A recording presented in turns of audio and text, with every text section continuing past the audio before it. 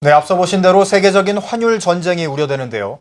가파른 환율 하락 우려에 이어 이제는 큰 변동성까지 걱정해야 하는 상황입니다. 네, 하루 만에 20원 내외로 환율이 급등락하는 등 외환 시장이 불안하기만 합니다. 신선미 기자입니다.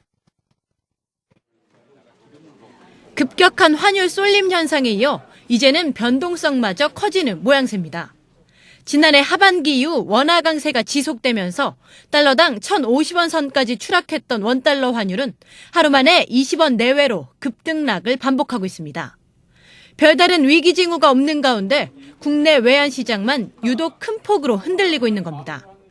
양적 완화를 진행하는 그 주요 선진국들의 그 통화량 변화 또는 경제 지표들의 변화에 따라서 그 글로벌 그 유동성, 한머니가 이제 이동하는 그런 현상들이 좀 커질 걸로 보입니다. 수출 기업의 채산성을 걱정하던 정부는 환율이 올라 안도의 한숨을 내쉬었을지 모르지만 시장은 불안하기 그지없습니다. 변동폭 확대는 우리나라가 외풍에 취약하다는 사실을 그대로 보여주기 때문입니다. 특히 수개월간 지속된 환율 하락 추세가 외국인들의 매도로 급격하게 방향을 틀었다는 것을 외환 당국은 주시해야 합니다. 미국, 유럽에 이어 일본까지 양적 완화에 가세하고 있어 원화 강세는 당연한 추세지만 문제는 투기성 자금으로 금융시장 안정성까지 훼손시킬 수 있다는 겁니다. 펀더멘털이 크게 변했다고 생각은 들지 않습니다.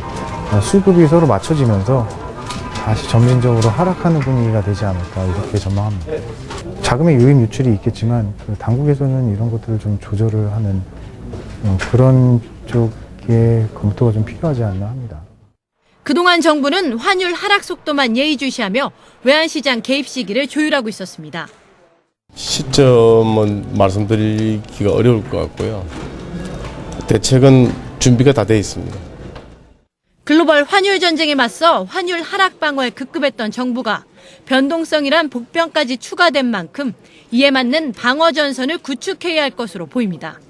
한국경제TV 신선미입니다.